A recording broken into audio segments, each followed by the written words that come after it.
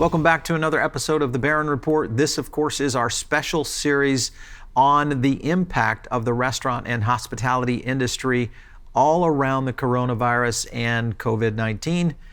Seems like we are in new reality and uncharted waters here today. And I think for that purpose, we're going to go into a topic that is a little bit off course in where we're talking about in the employment sector. And what I mean by is some innovative thinking by a company by the name of Harri. And I've got their CEO, Luke Fryer, and founder of Harri. Great to have you on the show, Luke. Thank you so much. Pleasure to be here. Yeah. So Luke, for our audience, explain Harri and what you guys do there. What's your primary focus in restaurant and hospitality? We're an end-to-end employee technology platform focused on hospitality, meaning hotels and restaurants. We cover every aspect of the employee life cycle, from helping brands attract talent, manage the hiring process, and then go through day-to-day workflows like scheduling and timekeeping, and also training and developing and ultimately retaining and growing your business through your employees. Very cool. So obviously with the amount of displaced workers, furloughed workers, and workers now just absolutely unemployed, this must be a huge influx on your systems. How are you guys handling what you're seeing in the market right now? Well, I think when we saw this brewing, sort of call it 4 weeks ago now, we took a step back and said, and by the way, I'm also a restaurant operator. I have a burger joint in the middle of Times Square. So I started to see my sales really start to drop as people just began to stay away from Times Square and stay away from full service dining. And, we saw that trend at the very end of February. I called people I knew and I said, look, this is probably going to get ugly. And so I really got my leadership team around the table and said, how do we think about our approach here? If there's going to be potentially millions of people laid off, there are going to be other parts of the economy that are going to need to hire because there's going to be different types of consumption, and obviously looking at verticals that are going through surge hiring or surge onboarding of talent at the moment. So obviously thinking about things like the grocery groups. We were also looking at the health sector.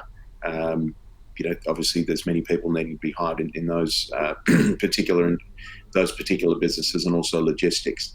And what we tried to do, what we've been actually very successful in launching very quickly, is this concept of Hospitality Unite, which was the creation of a platform. It's at no charge, so a true community service, but the opportunity of doing two things. One, reducing the noise for displaced or laid off hospitality workers around all the things that exist in the job marketplace today, and really focusing in on those positions that can use the hospitality skills in adjacent industries.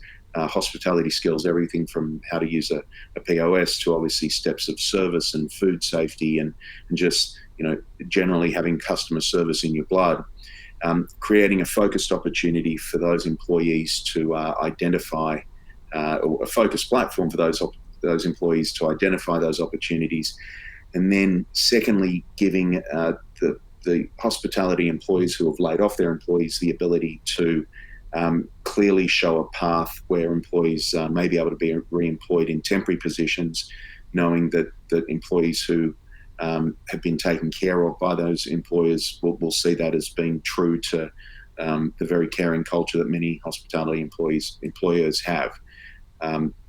Trying to keep them close more than anything else, because on the other side of this, during the rebuild, we know that many clients want to try and have given their employees those temporary opportunities.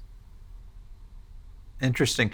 So the idea of the partnership, obviously working with retailers around the country, going into some of the logistics jobs that are out there.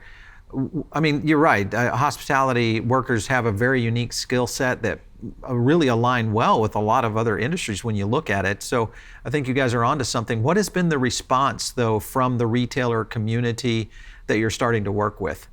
So we actually operate in the US and UK, and we ran this in parallel, this Hospitality Unite campaign in parallel. it's been spectacular, because I think the businesses that are recruiting are inundated with candidates, and the fact that they can find more highly qualified candidates at this particular point in time streamlines their process. And I think recruitment leadership at those companies has been much easier to access than we had thought. Certainly, as our platform has gone to market, if you will, and received pretty significant press, that's driven a lot of activity. So we got a couple of thousand jobs up there very quickly. We've got thousands of applicants a day flowing through. And the good thing is that those businesses see the value in a candidate having been tagged as an existing hospitality employee with those set skills. Right. So just trying to make the process more efficient for everyone in one consuming time. For sure. We've seen some pretty big and staggering numbers, both from the restaurant side, but also from the hospitality, which are hotel workers, event programs, things of that nature, that really kind of people don't realize just how big that industry is, much less the travel industry that's built around that. So now we have this influx. At last count, we were at about 1.3 million unemployed, at least in the restaurant space. Part of that kind of flows over into, we'll call it hotel, restaurants, and some of the university facilities, things of that nature. But when you look at that kind of market currently, with 1.3 million currently unemployed, and we're still on a downslide here, are you seeing uptake of anybody really being able, with these retailers, being able to offer up new positions other than the pure demand that's coming because of the way the market has shifted due to these lockdowns? In other words, are there new jobs coming out, or is it mostly just filling the demand jobs? I don't have clear data around that, but we can see by the types of roles that are being hired and the way they're being presented is that the majority of these roles are temporary, call it surge demand, or temporary roles designed to handle surge demand. We think that number is around at very high level, around 500,000. And so if you look at 15 million people who are employed in the restaurant industry, that's not including hotels, but give or take 15 million people employed in restaurants going into this. And obviously that was a very talent-starved market. It was very, very difficult to get people to come and work in restaurants, even in Right. But of that 15 million people, the best estimate we've got so far is that there's 1.5 to 2 million, so 11 to 14% of those positions have already been laid off. We think that number is going to be much, much higher. I mean, you've got so many major markets in lockdown. Really, the only businesses that are operating are the quick service operators who are able to do drive-through. I mean, yes, there are full-service restaurants doing delivery, but the sales volume is just so much lower. Right. Yeah. Your staff requirements are. I see it all the time in the fine dining, casual dining space. What used to be, an operator that's doing 35 people a day, 45 people a day, in terms of jobs, is now down to the GM, an assistant, and maybe one cook or chef. So it's the numbers are astounding. It's interesting. Your numbers align very closely to ours in terms of where the current market is. When we look at this whole situation out over the next 30, 60, 90 days, where do you think we're going to land in the area of unemployed restaurant and hospitality workers? There's a range of different answers there. I think the impact of closures and layoffs is, that has been fairly immediate. You've seen, industry leaders who for very clear reasons, as in, they just don't have the cash flow to support maintaining, even a small portion of their staff. You've seen people let everyone go very, very quickly, and I don't know exactly how many markets have now been, shut down completely, but you would have to assume that peak layoff has to occur over the next 30 days. From there, you've got some things that are there it's not really about trying to pluck the numbers out. It's trying to understand the framework of what's going to occur and really putting planning Right. around that. So the first thing is, when are these businesses going to be able to reopen? And that's something that we suspect is not decided federally. That's going to be decided on a local and state level. And when they are allowed to reopen, what percentage of restaurants will never reopen, right? And Right. that, yep. So if there were 15 million people employed and 10% of restaurants never reopen, is that 1.5 million people go into medium to long-term? Sure. That's our first bucket of consideration. The next bucket is, when they reopen, what percentage of restaurants have a suppressed level of revenue, right? You divide between, at a very high level, you divide between full service and limited service, and you would take a view that full service is more likely to have a suppressed level of demand, and therefore are they rehiring at 70% or 80% or 50% of previous employee count? So you could quite quickly see a situation where 20% of the 15 million people who were working in the industry pre-crisis, those jobs simply don't exist on the other side of this. That might be 60 days, it might be 90 days, and then we need to assume a recovery profile. Those concepts are easy to frame out and understand, and they're horrific and very concerning. But there is a wild card here in terms of how the market's going to react based on the CARES Act, because there is obviously an incentive for employers to go and rehire employees, and then you've got that check-in date as it sits at the moment, as at the end of June. You need to be at no less than 25% reduction in headcount as to where you were the same time prior year. Right. And that may actually significantly distort the kind of true underlying economic situation at that point in time, where employers are hiring back a large number of employees, don't have the trade there to support it, but they're hiring back in order to receive the government benefit. And then you have almost this dead cat bounce type scenario where the trade levels aren't there on the other side of June, and they can't sustain those employee levels.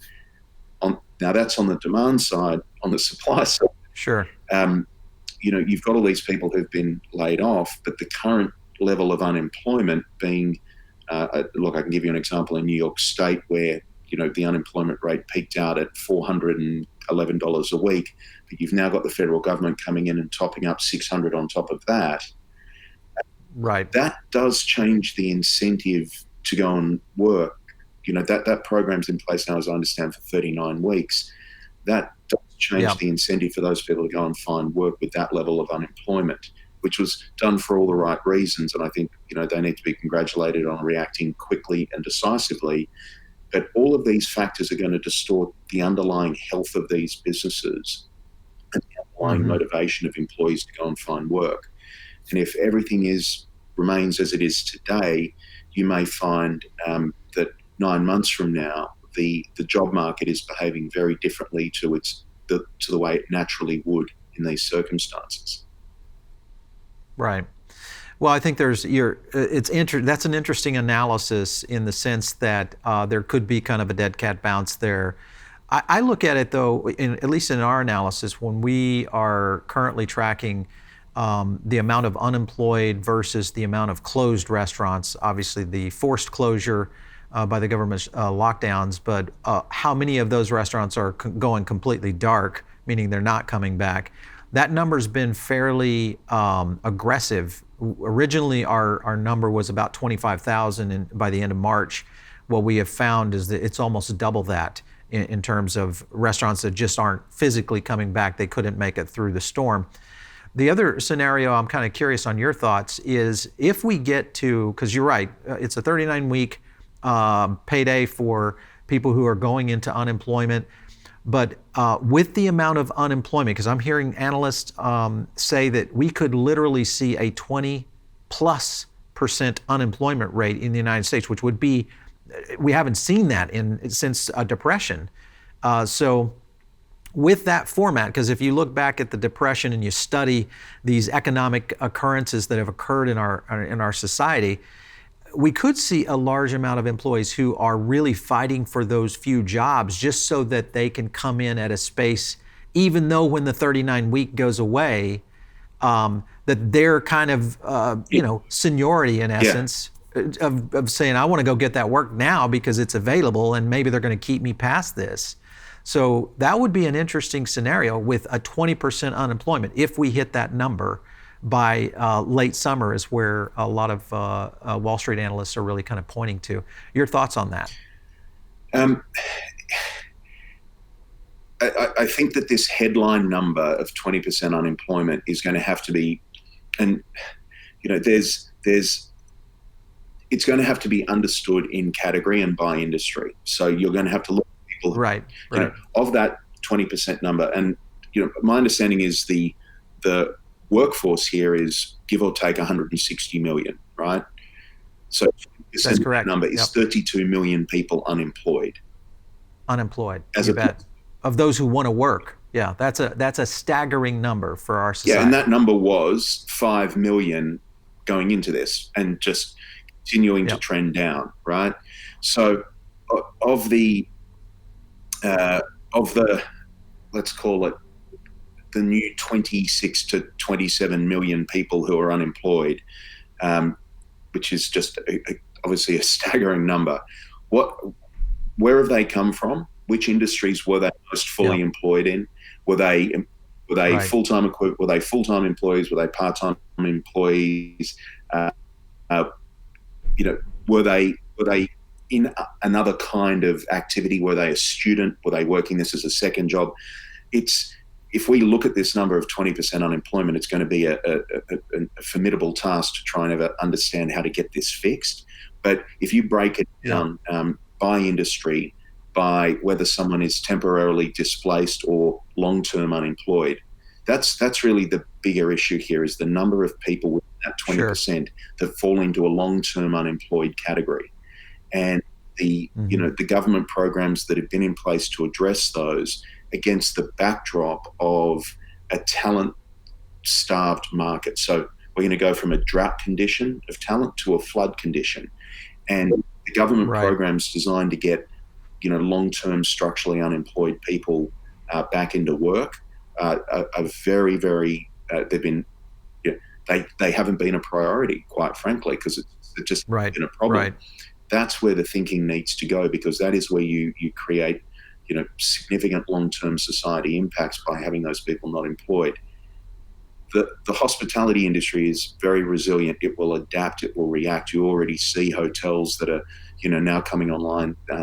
As temporary hospitals, they're getting people to work. You're seeing business pivots in many, many different directions. I think it's difficult to see that the long-term unemployment for at least hospitality being more than 2 to 3 million, just because there were so many unfilled positions, by the way. If you look at every shift going on with every one of the nearly million restaurants before all of this, almost every shift in every operator across the country was short. Right? There were just not enough people on the line. There weren't enough people on the front counter. So there was, certainly a significant number of unfilled roles going into this. That'll obviously balance up.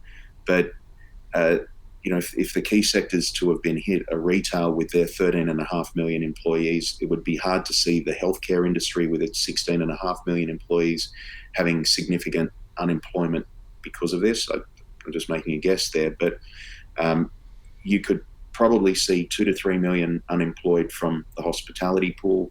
You could certainly see another 2 to 3 million from the retail side. But that's sort of 6 million people in the two most directly impacted sectors. I'm familiar with numbers around cruises and airlines, but those are nowhere near as large employers as those two verticals. But there's to get to 20% unemployment, that's another 20 million people across all these other sectors that are not as directly impacted that would need to be long-term unemployed. I'm far more optimistic than that.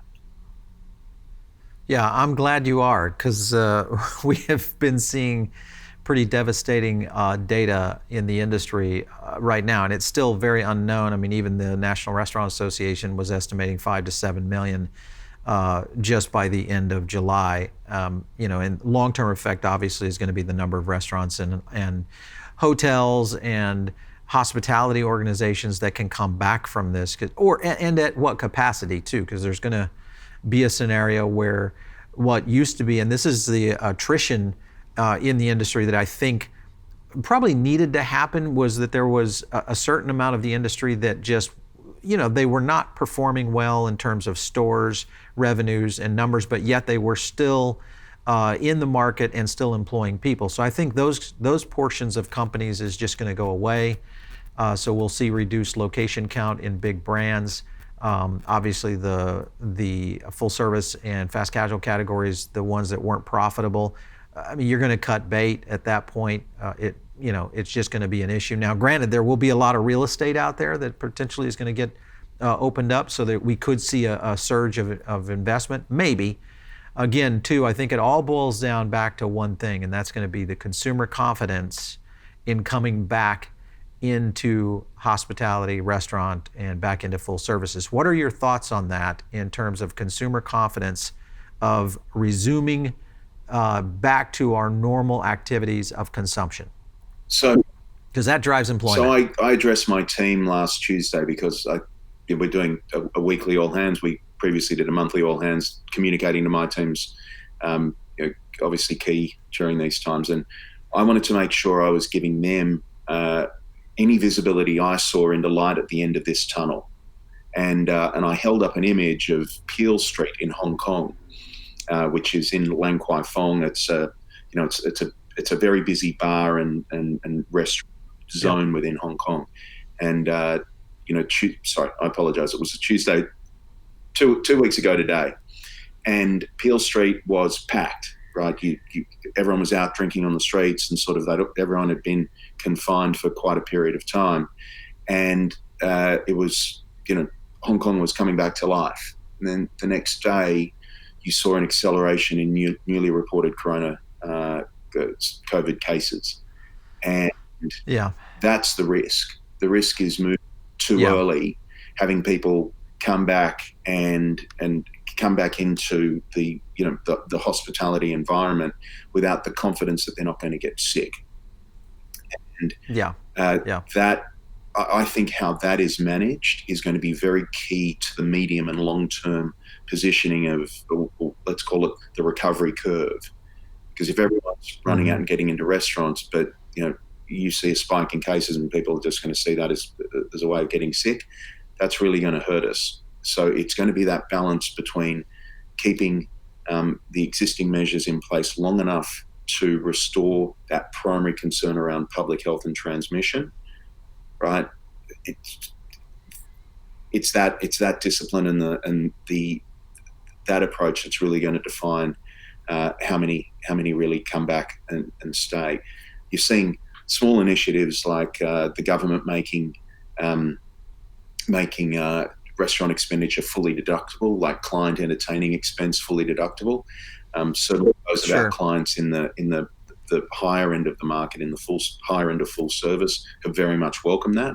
But that's, at the end of the day, that's actually a pretty small part of the industry. There's big dollars there, but in terms of employment and unit count, it's going to be threading a needle extremely carefully. And going and opening a business and saying you can only have half of your tables full, right, which is something you could see as this kind of political compromise. You could see a pretty clear path to that happening. Does that really work? No, it doesn't. I mean, not when the industry has been built on a 30 to 40 year model of condensed unit economics, get as many tables into a square footage that you can. I mean, it's never been formatted that way. I've seen studies. We just put up a report, The New Normal, on our site by Schaefer, Condon Carter, and I was looking at one of their store designs, the mock-ups that they put out in the report.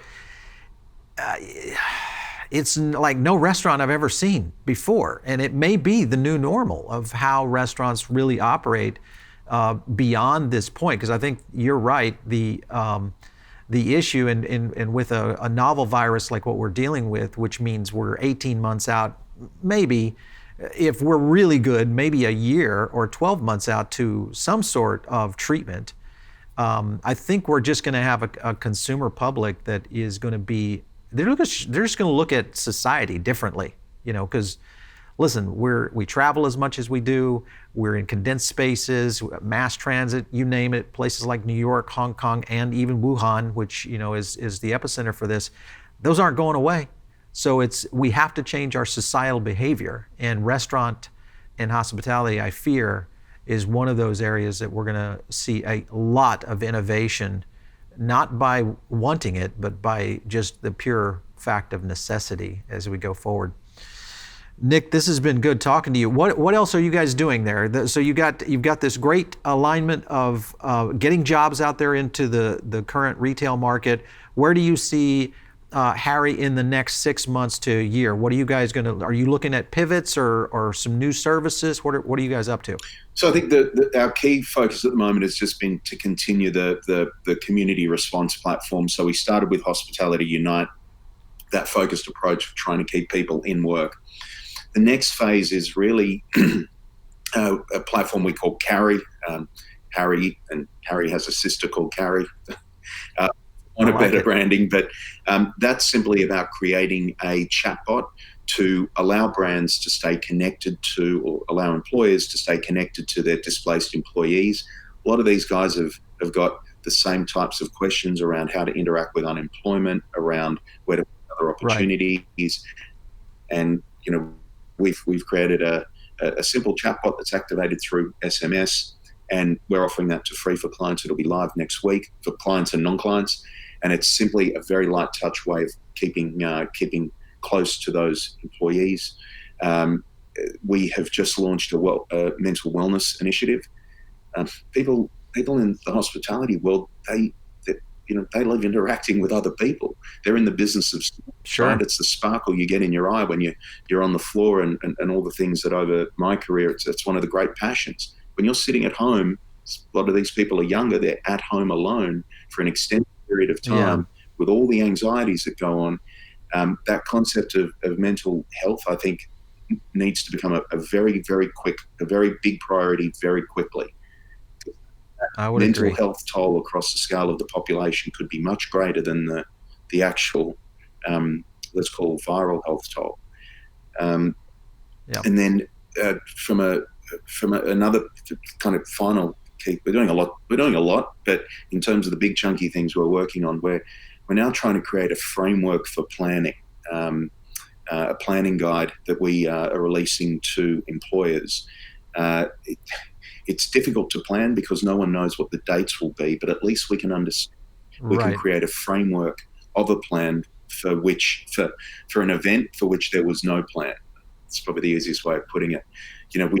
We've had impact, and many of us are still staring into the abyss. But we're going to find in the next week or two that we're going to be in, call it survival or almost mothball mode. And there'll be a phase where we have a sense of when these businesses can reopen and what that, call it the pre-reopen phase, looks like. And then beyond that, actually getting into reopen and establishing what new normal looks like. And we've been able to collect the IP from a whole range of people and recruitment and operational leaders across all different parts of the vertical to say, how are you thinking about what to do during survival? Here are the 10 great things you can do to keep busy and actually make your business stronger during that phase. How do you need to think about pre-reopening? What do new staffing guides look like? What does retraining look like? What percentage of your employees are going to be displaced because they may have lived in, for example, New York City for another reason that's no longer there? And so there's so many considerations. No one's ever written a plan for this, and we're getting some of the greatest minds in the industry to contribute to that thought framework, again, to try and reduce the anxiety, because if you've at least got a framework of a plan, then when the dates start to become apparent, we can drop those in and start working towards getting our businesses back in. Yeah. That's great. So I love the initiatives. I think you guys are doing a great service to the industry. So Luke, stay on it. Don't give up here now. We need companies like you out there, man. There's no option but to survive and thrive. That's it. Yeah, absolutely. All right. Well, thanks for stopping in on the show today. Stay safe, and we'll be talking to you soon. Hopefully on the other side of this when things are moving in the right direction. Look, thanks. Stay well. Appreciate it, Tom. All right, so for all of you listening in right here on the network now, if you are tuned in over on Spotify or Apple, iTunes, Stitcher, wherever you get your podcast, make sure and subscribe and also leave a note, because that's some of the great ways that we get feedback from our audience. You can also hit me up over on Twitter, just at Paul Barron. And then also, if you have a great idea that maybe you're an operator out there and you're doing something that's working, send us a note. We'd happy to get you on the show. Just send us a note to producer@foodabletv.com. And of course, if you guys are killing it out there, we want to hear about it. That's the best story. Even if you have to take an iPhone video of what's happening in your restaurant and you shoot it over to us, it's very possible we could get it up here on the network and spread the news for what you guys have going. We will continue our coverage right here on Foodable Network with the coronavirus and how it's impacting the restaurant industry. Stay tuned right here on the Barron Report.